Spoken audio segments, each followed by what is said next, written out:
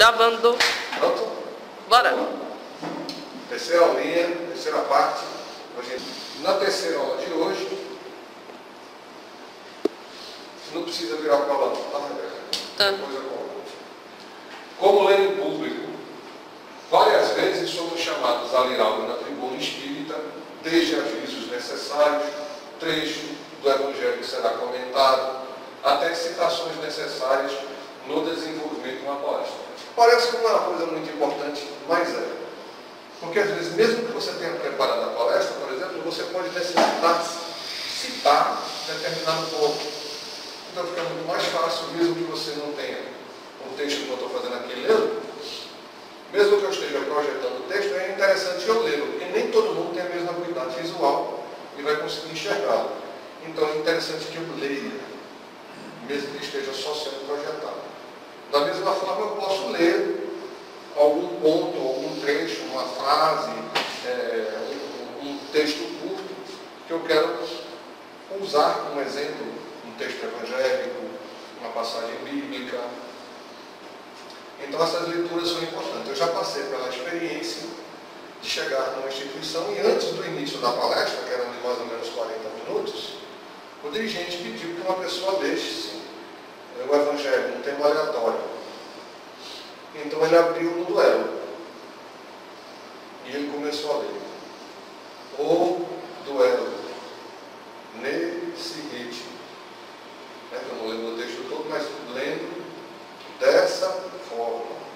Porque estava matando todo mundo de sono. Quando ele terminou, ele tinha comido 20 minutos do tema. Metade da assistência já tinha dormido. Eu quase dormi. Porque falando nessa velocidade e lendo dessa forma, foi horrível. O texto era muito grande. Quer dizer, matou a palestra, porque eu quase não tinha mais tempo para falar nada. Eu tive que reduzir ali na hora e tentar falar alguma coisa. Foi tão forte o negócio que para começar a falar, eu falei, meus irmãos, aí quase nem caí na cadeira, porque estava todo mundo dormindo. Eu tive que entrar mesmo assim, meus irmãos, aí acordou. Então a gente tem que ter um pouco desse cuidado, para não colocar textos muito longos e nem ser cansativo. Aí para isso existem algumas coisas, tanto que eu pedi para vocês primeiro falarem, lerem, para depois mostrar, senão se eu ficasse se policiando, não ia conseguir ler. Primeiro, treinar a leitura antes sempre que possível. Ou seja, ler em voz alta um texto que você vai ler depois. Isso é básico, porque você se acostuma com as vírgulas, com o tempo do texto. Você ensaia como você vai falar. Então, ler antes é interessante. Inclusive, eu queria até sugerir que a partir de hoje, a gente toda noite, se a gente não tem um hábito que a gente adquire o hábito, por exemplo, de ler um trecho do Evangelho ou do Livro dos Espíritos, a gente pegar aquele trechinho e ler em voz alta. Treinando várias vezes, por uma ou duas vezes, aquele trecho, se acostumando a respeitar ponto, vírgula, ponto e vírgula. Porque a vírgula é um pequeno espaço entre uma coisa e outra, né? Você dá um pequeno espaço de tempo. O ponto e vírgula já é um intervalo maior. E o ponto você para depois começar a falar. Então a gente tem que respeitar esse tempo que tem na própria pontuação do que a gente vai falar.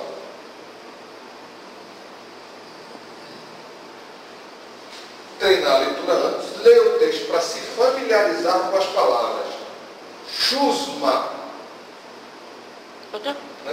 No texto que a gente leu, Lição das Trevas, a palavra chusma aparece. Eu mesmo não estava pronunciando chusmas ou chumas. E balões também. Né? Por quê? Porque é uma palavra que nós não temos o hábito de usar. É uma palavra antiga, que não está no vocabulário normal, comum, coloquial do dia a dia. Mas é interessante a gente saber primeiro o que significa. Porque está dentro do texto. Aí a gente volta para a lição anterior, que é o quê? A gente fazer a interpretação do texto, a gente entender o que o texto quer dizer. Para isso a gente tem que entender as palavras usadas no texto. Por que elas estão lá? O que elas significam?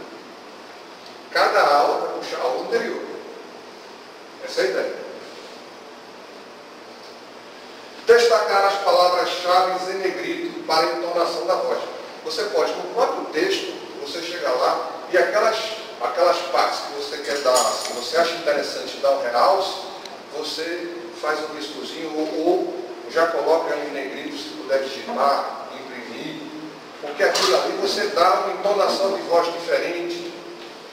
Você trabalha, por exemplo, no que a gente estava contando, que é uma história, existe diferença entre a narrativa e o diálogo. A narrativa é como está sendo descrito o que está acontecendo. E o diálogo é quando os personagens falam.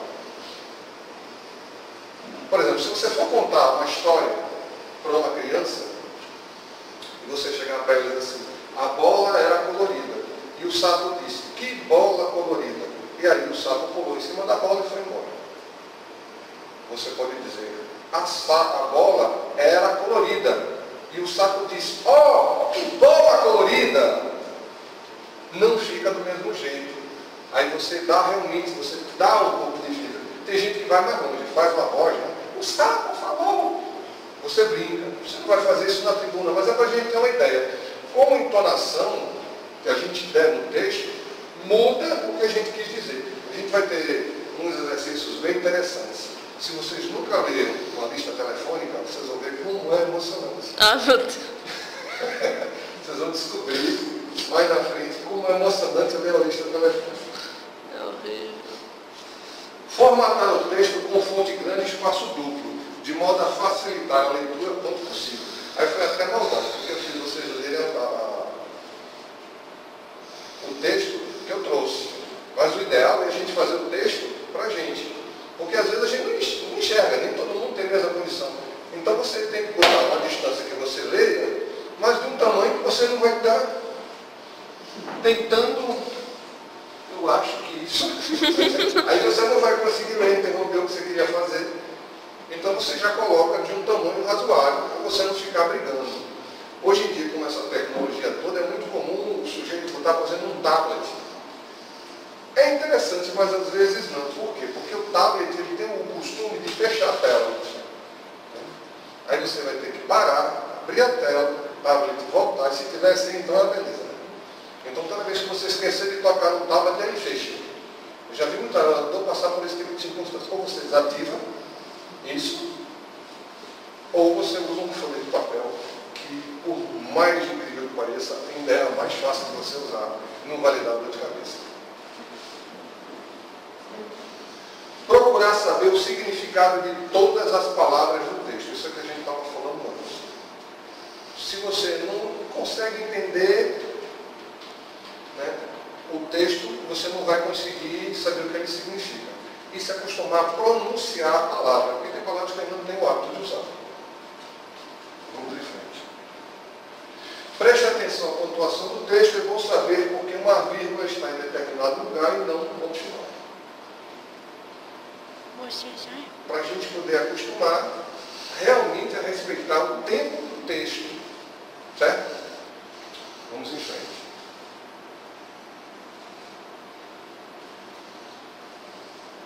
Variar as inflexões conforme o sentimento sugerido na frase. Isso aí, à medida que a gente vai treinando, vai se acostumando, principalmente a ler textos diferentes, e quando tem diálogos, você pode dar a entonação de acordo com o sentimento que está sendo escrito. Porque nem todo mundo aqui é repórter do Jornal Nacional e fala no mesmo tom, tudo que fala. Tem aliás, aqui em Recife a gente tem um exemplo, que é o chamado Bandeira 2. Assim, minha infância, eu via aquilo de manhã cedo. Todo mundo, em qualquer lugar, qualquer rádio ligado, era um Bandeira 2. E era incrível, porque o sujeito começava, aí fulano foi assassinado com 30 facadas. Do jeito que ele falava isso, ele falava, o sabão do bom é o melhor para lavar a sua casa. Na mesma entonação de voz que ele usava para falar de assassinato, ele usava para falar de sabão. Pelo amor de Deus. Quer dizer, ele não passava emoção não, era o jeito dele falar aquele. Então se você mandasse ele falar que o palhaço Pimpão é bom, ele falava, o palhaço Pimpão é bom. Ele usava a mesma expressão, o mesmo bordão.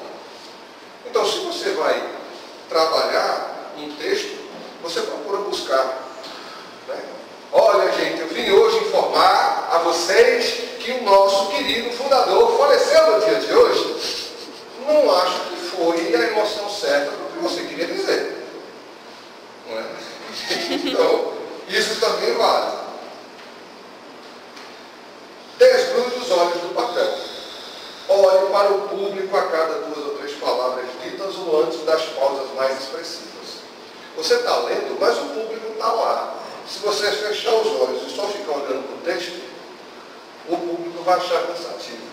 Mas se você está lendo e de vez em quando você lê a frase e pronuncia ela olhando para o público, você já vai mostrar o seu interesse pelas pessoas e vai despertar o interesse delas pelo que você está lendo. Você enfiar a cara no texto, vai ficar cansativo e elas não vão conseguir sintonizar, ter esse momento de ligação com o palestrante. Se isso for rompido, a palestra perde muito. Certo? Mantenha o corpo ereto sem curvar-se. Isso ajuda a pronunciar bem as palavras. Antes do que as pessoas, além do que as pessoas o olharão mais. Pois uma postura impõe confiança. Né? Porque se o sujeito chega para falar,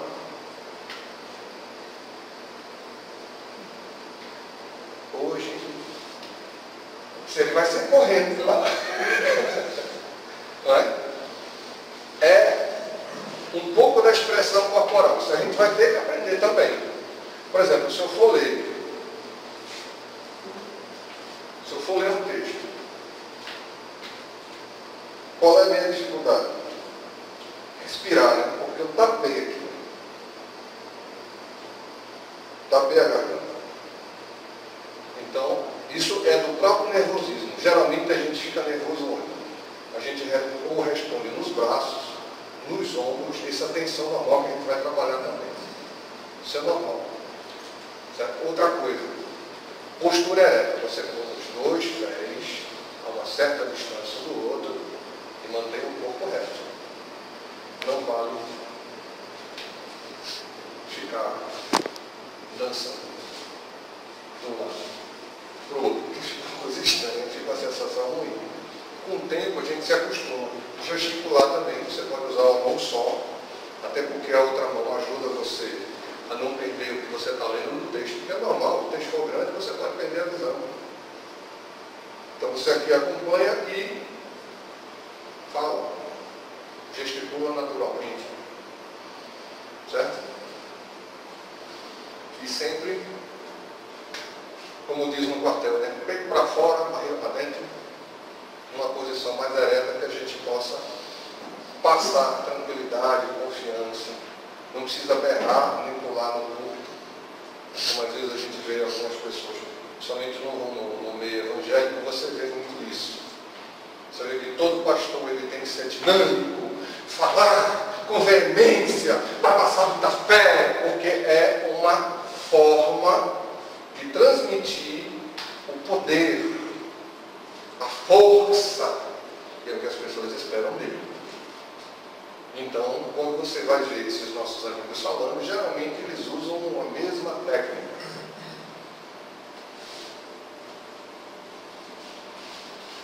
Segundo que estiver lendo a uns 30, 40 centímetros dos olhos, você não tem uma supervisão, então se deixar distante demais, provavelmente não vai enxergar. Porém, se deixar perto demais dos olhos, o seu rosto será coberto pelo papel, o que também não seria legal.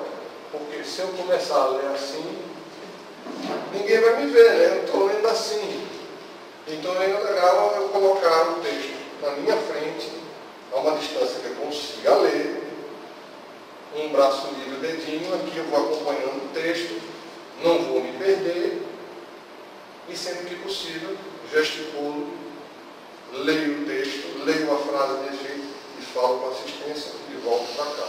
Se eu deixar os pés juntos, eu tenho o risco de ou ir para um lado ou ir para o outro. Então, deixa os pezinhos separados, relaxa o corpo, a gente vai aprender a relaxar antes, para a gente trabalhar isso tudo. Eu tenho certeza que algumas pessoas já estão pensando assim, eu fiz isso, eu fiz assim, estava assim, não se preocupe não, é assim mesmo. É assim que a gente vai aprendendo.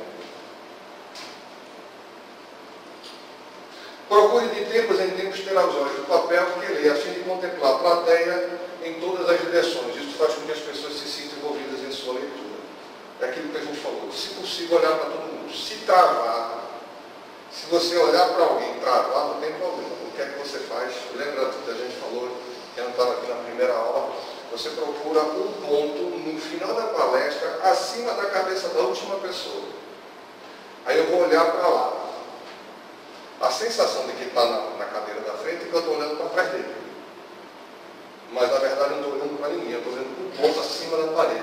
Porque se eu olhar para alguém eu não entro em pânico. Então isso é uma técnica que a gente costuma usar, principalmente no início. Leia com calma. Aí é a questão do ritmo com que você está lendo. Leia com calma. Lendo muito depressa, certamente você irá emendar as sílabas finais de uma palavra com as sílabas iniciais da outra palavra. Tá? Aí o que a gente acaba acontecendo é que a gente come, esse é um vício de linguagem, às vezes a gente come o início das palavras ou o final delas. Ou então, por exemplo, não pronuncia o plural. Isso é um vício de linguagem muito comum. O que a gente vai no exercitar, a gente vai aprendendo a dar o ritmo à palestra, a dar o ritmo à leitura, de forma com que ela saia natural. Você pode dar entonação, você pode acelerar um pouco para mostrar que o texto é rápido, que está acontecendo uma coisa muito importante, então você começa a falar um pouco mais rápido, porque isso implica que a ação que está acontecendo é uma ação muito dinâmica. Mas se for uma coisa que exige a suavidade, algo que fale com carinho, você muda a velocidade, de acordo com a emoção do texto. Então, vê que há mais do que simplesmente ler. É procurar ler direito, treinar o texto antes, procurar ter uma posição relaxada, ler a uma distância segura, conhecer bem o texto antes, entender as palavras que estão no texto, acostumar-se a pronunciar aquelas palavras. Isso tudo são exercícios que, quando a gente fizer, a gente está se preparando para o que a gente vai fazer na palestra. E, ao mesmo tempo, a gente vai se acostumando a, se necessário, ler um trecho de alguma coisa na tribuna espírita.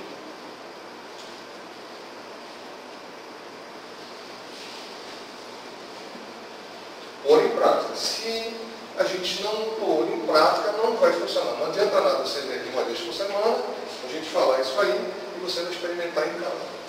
Vá para frente do espelho e leia. Porque a gente não gastou 5 minutos para ler o texto. A gente não gastou isso. Então, pegue esse mesmo texto e treine em casa. Você pode usar o primeiro texto também de Leon Denis, que é até mais complexo, tem palavras um pouco mais fortes, mas o texto de Humberto de Campos, que é o Irmão X, é um texto bastante complexo, tem palavras bem consideráveis. Né? Ainda vai dar tempo, porque a gente tem até 9h30, mas eu vou terminar antes. Vamos passar um pouquinho à frente. Porque além de ler o texto, como a gente fez agora, a gente tem que aprender a contar a história. Como a gente interpreta, como a gente falou, em interpretar o texto, em dar a emoção do que está acontecendo no texto, a gente vai mais ou menos entendendo como é que uma história funciona. E isso que a gente vai fazer aqui. A história tanto pode ser o próprio tema sobre o qual você vai falar. Por exemplo, a lição das trevas. Como pode ser um instrumento de enriquecimento e ilustração do tema principal. É, portanto, um elemento muito útil se corretamente usado. Então, eu tanto posso falar, a palestra pode ser sobre a história, ou eu usar a história como um elemento de enriquecimento da palestra. Ou seja, eu vou fazer uma ilustração daquilo que eu estou usando.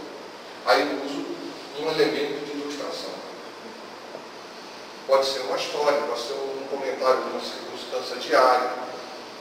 Isso a gente vai aprendendo a usar dentro da palestra para a gente evitar, a gente não usar nem muito, nem pouco. Só o necessário. Como a gente está iniciando, a gente vai fazer o seguinte. Primeiro a gente vai fazer a história. Certo? E depois a gente comenta a história. Que é o que vocês fizeram.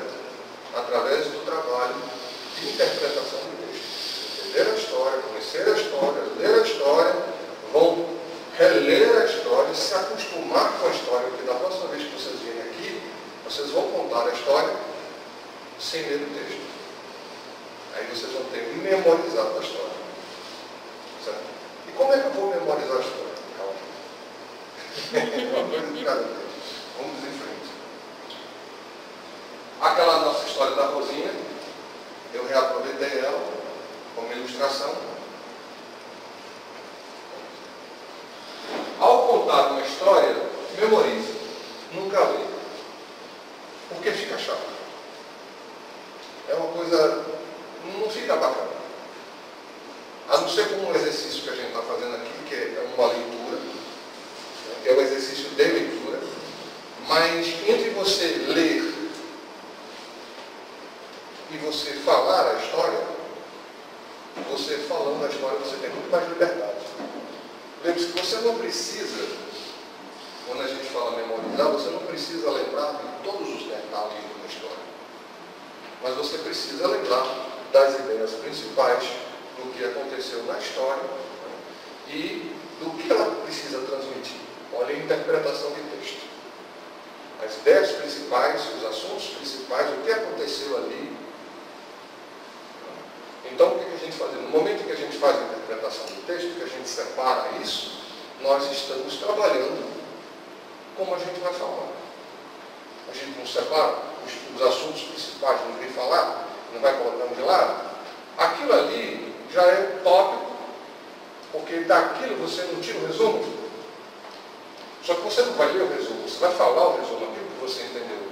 E como é que eu vou lembrar do resumo? Eu não fiz os tópicos, é só eu manter os tópicos. Quando eu ler o tópico, eu vou lembrar do resumo de como está escrito. E vou falar sem me esquecer, porque está na sequência lógica que eu preparei. Eu estudei, eu tenho condições de falar. Diga. Ô Chico, não sei se é uma técnica ou não, mas, por exemplo, na hora que você está lendo um romance, você começa a montar, né, a cidade, o barquinho, o trapézio e blá. Acho que na hora que você está aqui, não sei se é uma técnica, né, mas se você está lendo um texto que está sendo contado uma narrativa, né, uma passagem, você começa a associar a caverna, os irmãos reunidos e tudo mais. Eu acho que facilita a interpretação daquele texto. E aí, quando você vai comentar ele, é como se você estivesse contando uma história. Por isso que a gente faz o exercício da interpretação antes. Por isso que a gente não começou como se faz uma palestra. Eu estou começando como se lê o texto. Como eu extraio do texto a ideia, como eu coloco a ideia no papel, que é a interpretação. Aí, a partir de agora, que eu extraí a ideia, que eu coloquei uma ordem, que eu fiz aquilo, aí justamente, quando eu fizer isso, eu vou ter que pensar, eu vou ter que imaginar o que ele quis dizer com isso. O que significa? Por que aquelas imagens? Por que ele usou essa expressão? Aí eu começo a estudar o texto. Aí vem esse ponto. E uma coisa interessante, quando você trabalha, às vezes eu me atropelo e acabo falando uma coisa que já está lá na frente. Quando você fala, você tem que ter um cuidado muito importante.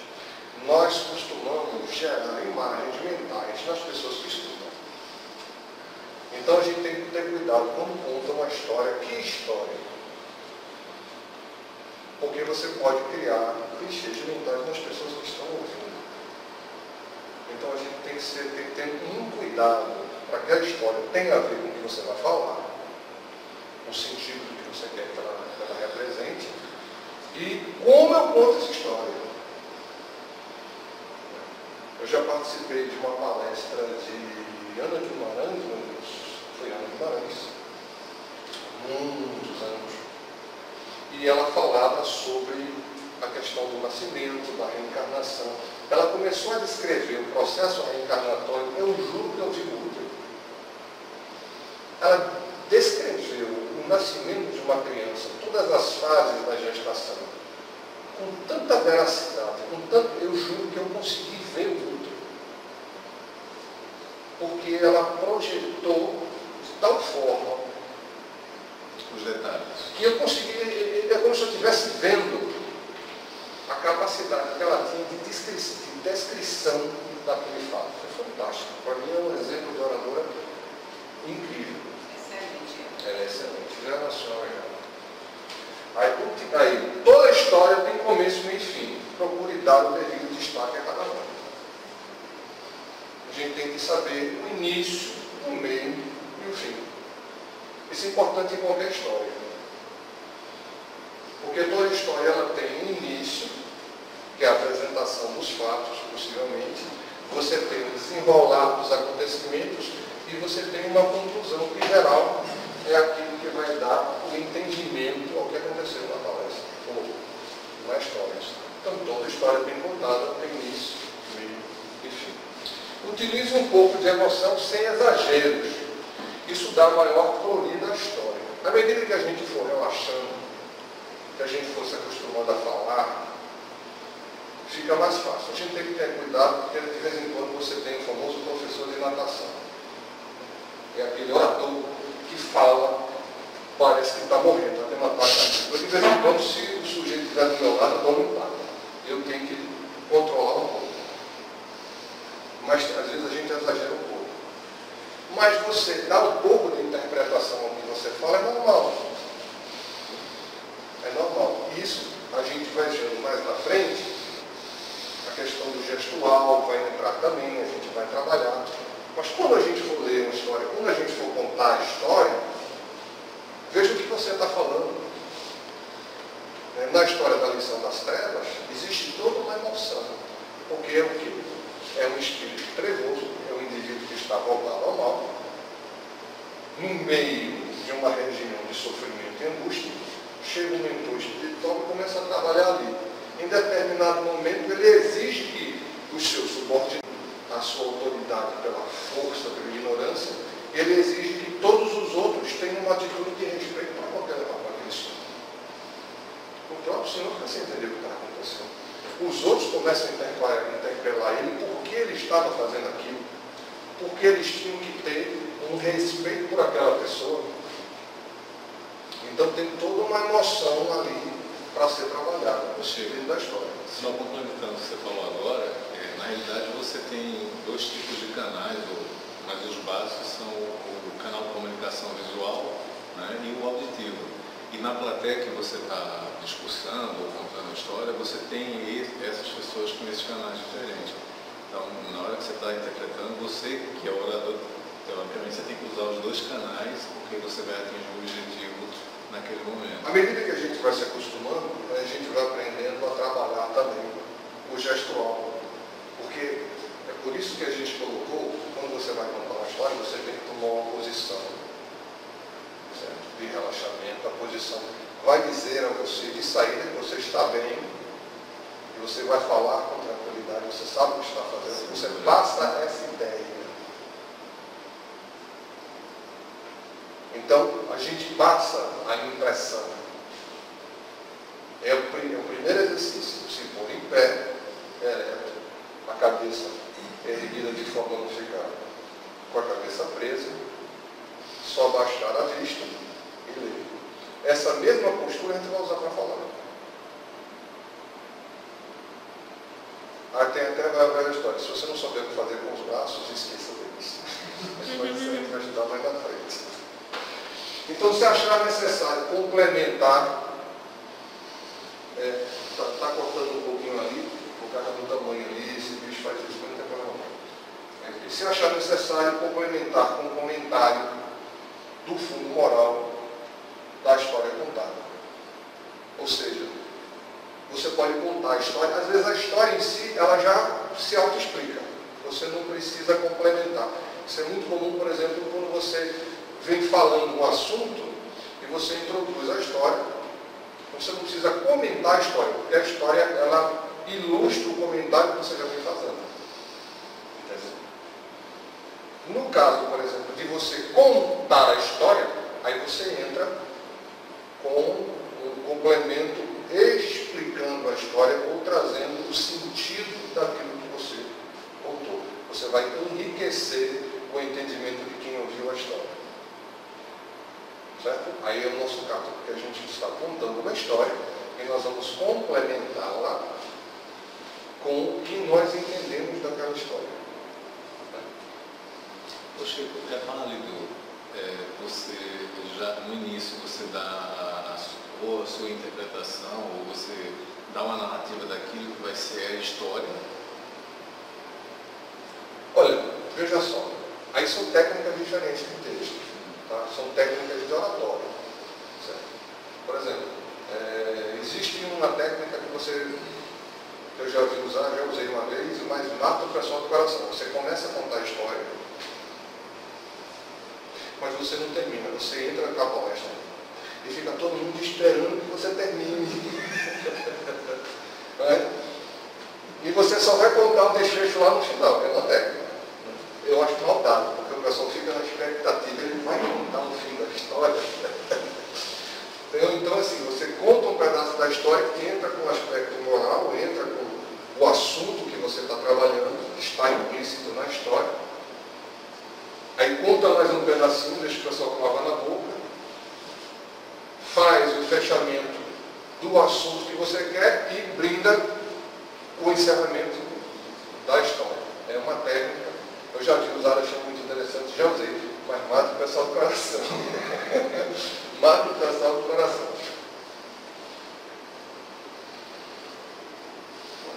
Quando escolher uma história para ilustrar um assunto, verifique se ela está dentro do contexto que você quer dizer. Não é uma história qualquer.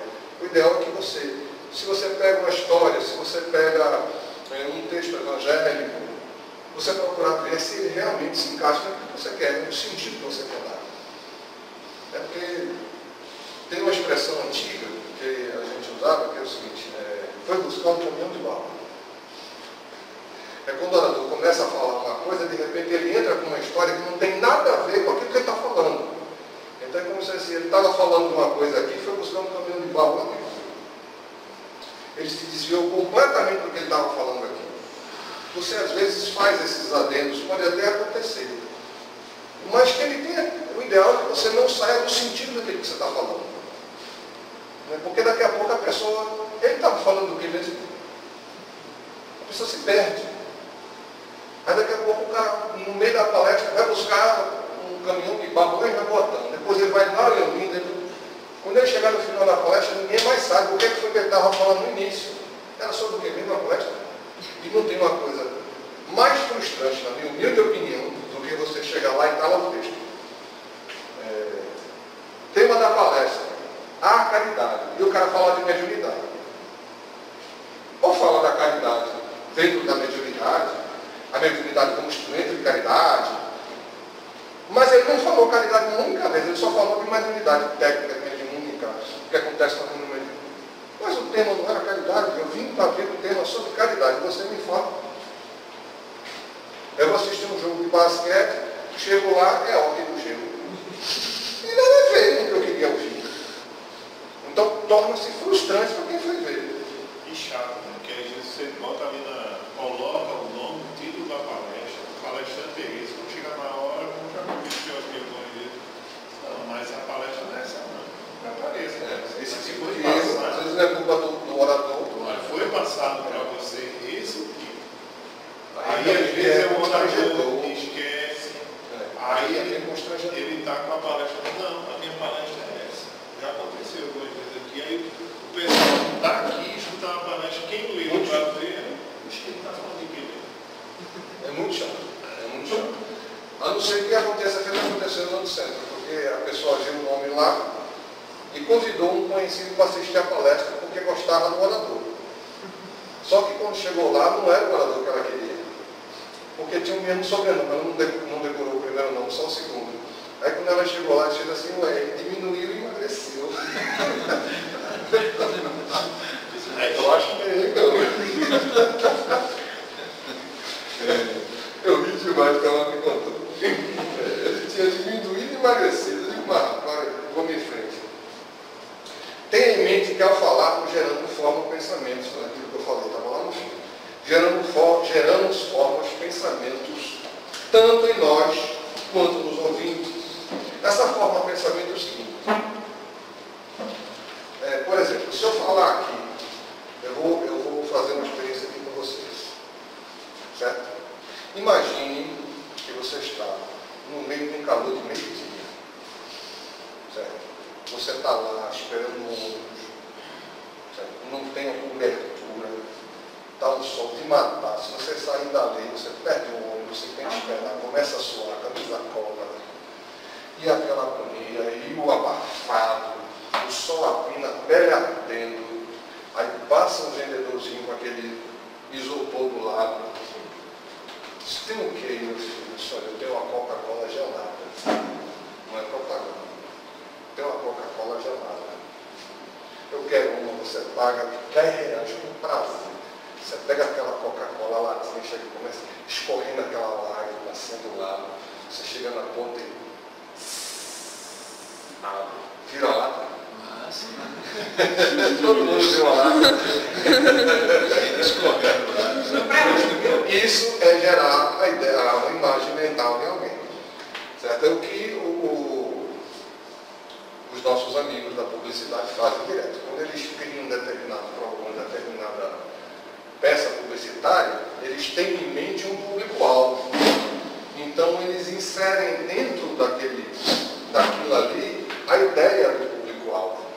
Vocês já viram, por exemplo, alguma propaganda de absorvente íntimo em que a mulher esteja com dor de cabeça, com cólica, indisposta, ou de TPM? Não. Há sempre flores, luzes, a mulher está feliz, sorridente. Por quê? Porque a ideia é associar um sentimento de bem-estar num momento de mal-estar. Então você associa o bem-estar ao produto. Você nunca vai falar a verdade sobre ele. Você não vai associar dessa forma. Tá? Da mesma forma, eu quero vender um carro, eu não vou dizer que ele é caro. Eu não vou dizer que você vai ter que fazer DPVAT, não, eu vou falar o quê? Ou um espírito de aventura, ou vou dizer que, ainda assim, compre um novo carro 4x4, Toyota, ou não sei das quantas, e mostra o cara subindo. O cara nunca vai botar o carro nem na lama. Mas a ideia é que o espírito daquele comercial, o espírito de aventura da pessoa, faça com que a pessoa deseje comprar. Ela nunca vai usar o carro assim. Nunca. Mas seja um Jeep. Isso é usar uma imagem mental. Aí a gente acaba. Tem risco? Não. Tem nada extraordinário? Tem que treinar. Também. Certo. Então, vocês querem que a gente dê uma... Pode encerrar.